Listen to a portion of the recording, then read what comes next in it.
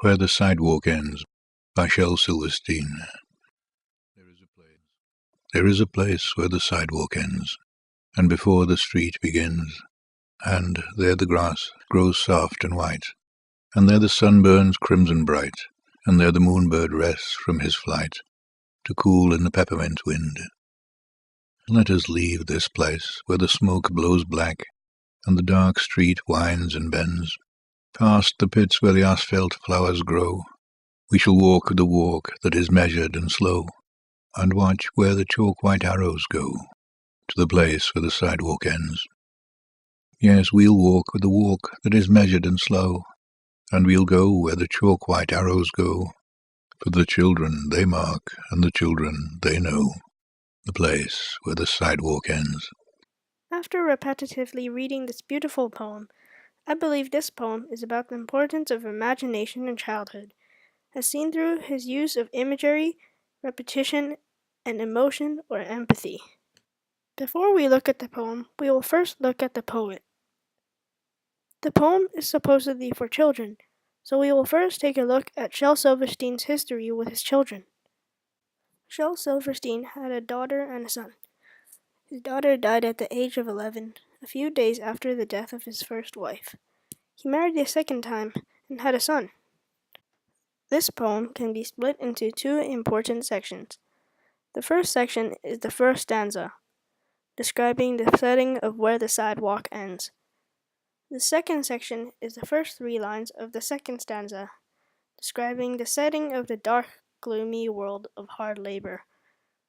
This is the evidence of the use of imagery, which is to show the contrast between adulthood and childhood.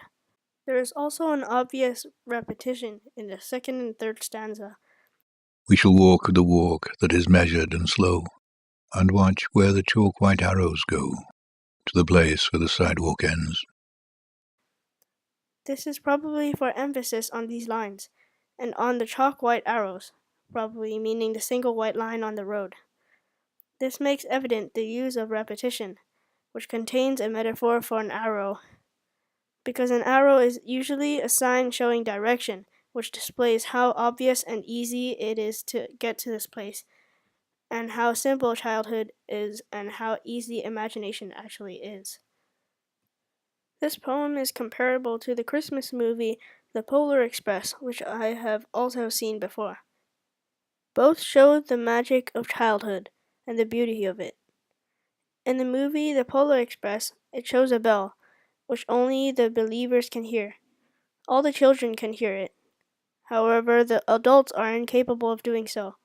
This shows how the adults are no longer innocent and imaginative, unlike the children. This is also shown in the poem Where the Sidewalk Ends. The mediums that I have just spoken about are both close to many people's hearts, because many people have watched the movie, read the poem, or even both. The use of the sidewalk is not just chosen off the top of the poet's head. It is chosen carefully. Has anyone ever heard of the phrase, "Step on a crack, break your mother's back"? It is a saying dated back to 1905, based off of a superstition of children.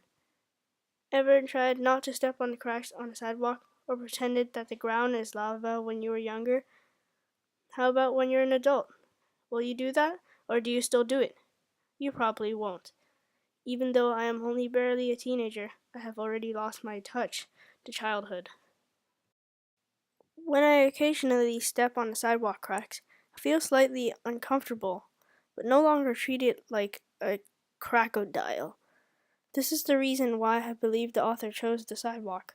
This is the proof of the use of empathy and emotion. To me, this poem is very sentimental and is close to my heart, and helps me remember that childhood is one of the most important things in the world.